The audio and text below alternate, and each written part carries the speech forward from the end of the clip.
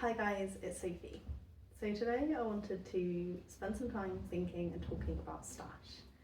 My yarn stash in our new house is actually in the very top floor of our house. We have 3 stories in this house, but it's not really a craft room yet, and that's mostly because I don't have any furniture yet.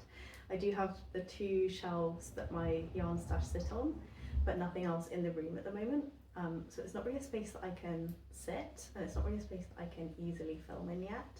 So I thought what I'd do today is I would take you up with me and show you my stash, and then we could talk down here whilst I get a bit of knitting done on my clay tee about my stash and my feelings about my stash.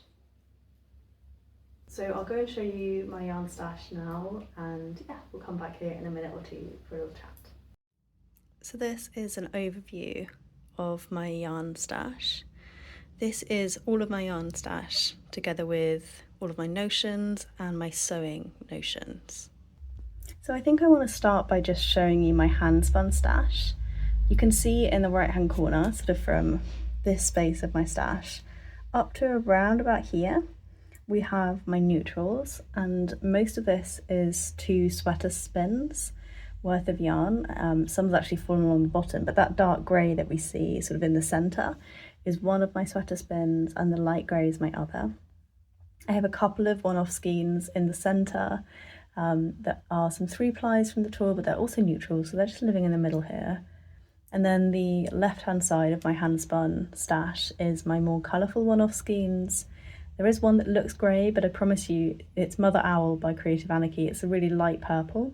I definitely have a little bit of a purpley colour story going on there, but most of my stash at the current time is hand spun, which I think is a really interesting place to be in as a spinner and a knitter. Then moving down to my next shelf, this is my knitting notions on the right hand side.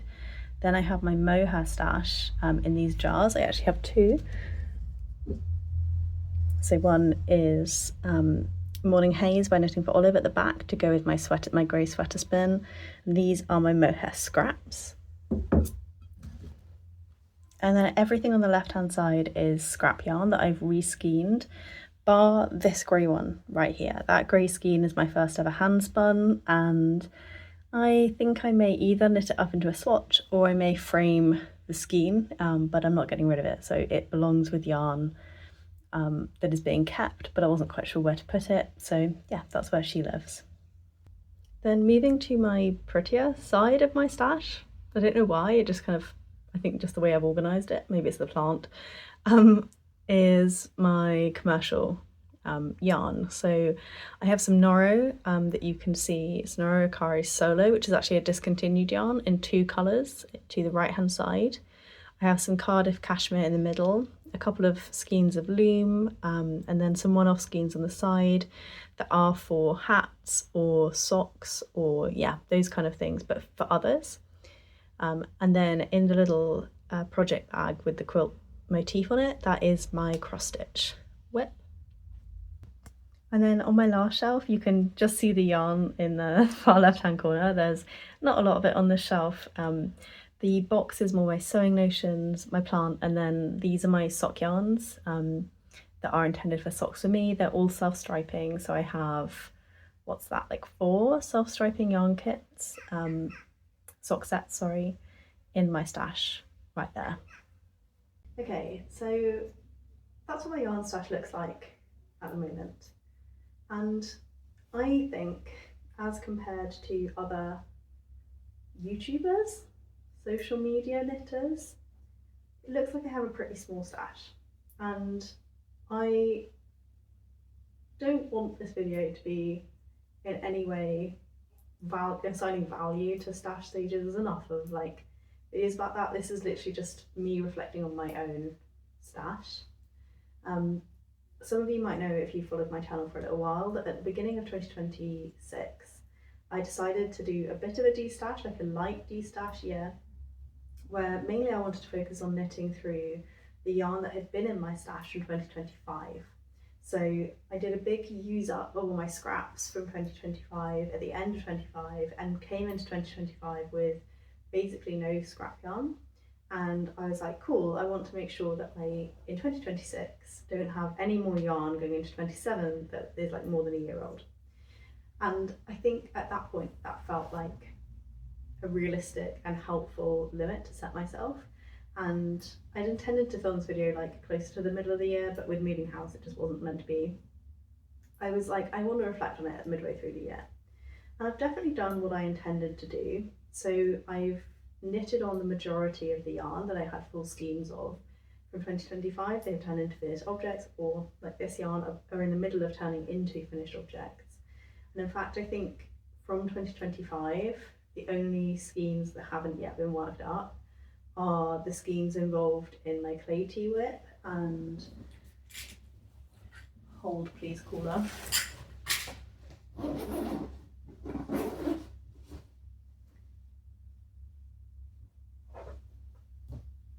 The last of my schemes, my blue schemes, this one here, for my Roma vest whip. So I have set out, I've achieved what I set out to achieve, right? I set out to achieve knitting through all of my 2025 stash in 2026. And I've done that pretty much with time to spare. Like everything is in a whip, which I think is not the same as having knitted it, but it's pretty good. And I normally have like 3 to 5 whips, so it's not as though having a whip for me means it's just going to sit there for months. But I don't feel very happy with my stash at all as we sit halfway through the year. I have beautiful yarn in my stash. I don't feel in any way saddened by the yarn I own. And it's not that I regret having bought the yarn I own necessarily. Like, I like all of the yarn I have. I don't look at it and think that was a bad decision. But I think that my relationship with buying yarn is problematic for me personally. I had imagined that by knitting through all of my 2025 yarn in 2026, I would have a small but manageable amount of yarn that I'd bought within 2026 to kind of carry me into the beginning of 2027. Whereas I have pretty much bought a whole nother year's worth of stash in 2026 that I haven't knitted anything of. I would say, like, with the exception of maybe like one project, I haven't knitted anything with the yarn I've bought in 2026. So there's a problem happening here. And I think the problem is the problem for me again. But I think the problem for me is that on the surface it looks good. Like, it looks like my stash is turning over. It looks like I'm using up what I'm knitting, and it looks like I'm closer to kind of yarn minimalism than I am and I want to be.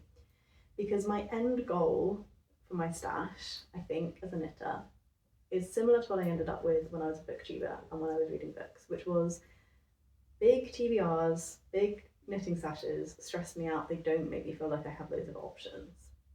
I like having the freedom of having a small, perfectly formed set of options, be that a TBR, be that a stash, that I can choose between, but with only ideally the same amount of choices as I have current projects. So if I'm happy knitting 3 to 5 projects at once, I don't think I need more than 3 to 5 projects worth of future yarn. And I think that the way in which I've been buying yarn in 2026 has been almost all emotional shopping. We've been moving house, as I mentioned, which is a stressful thing. My work has also been quite a stressful thing, to be honest. We've been having lots of change in the work that I do at the moment, and I work in the NHS, there's lots of changes to the NHS, and it's just made it more difficult than normal to like self-regulate, I guess, is probably how I would describe it. And I think that when I feel stressed out by my life, I am purchasing yarn to give me just like a tiny little boost.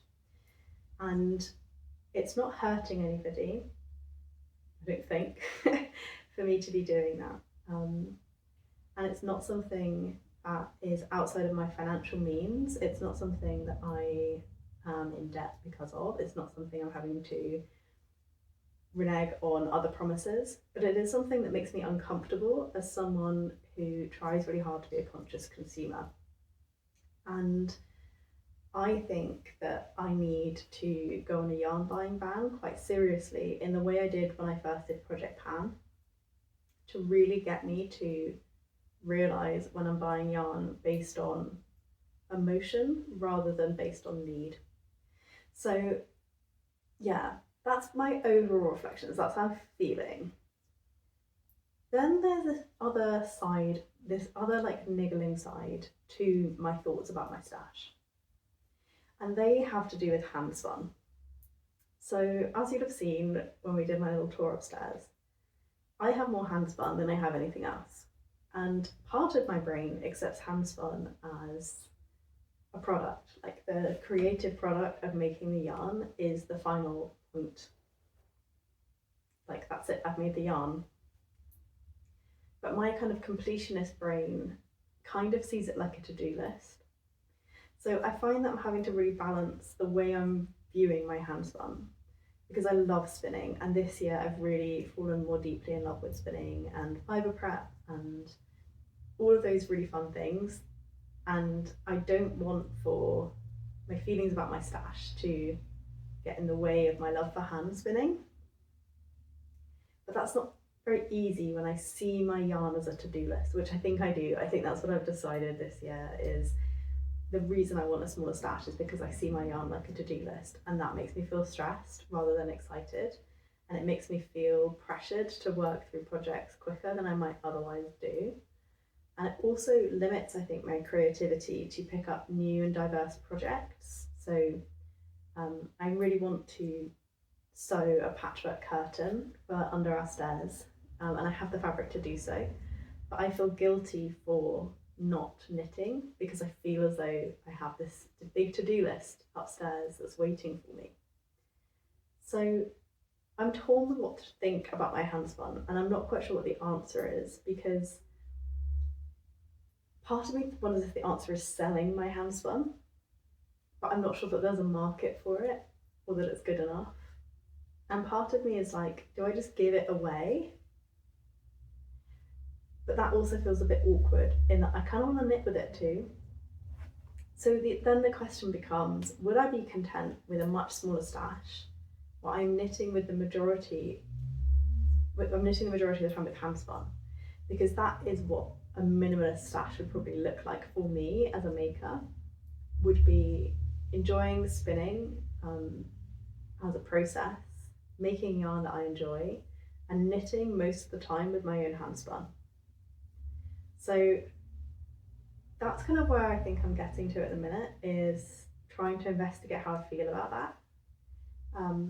And also knowing that I'm slightly limited with hand spinning, that would be a warmer fibres activity. I don't really like spinning silk that much. I don't mind like silk nets, little silk bits, but I don't love spinning silk.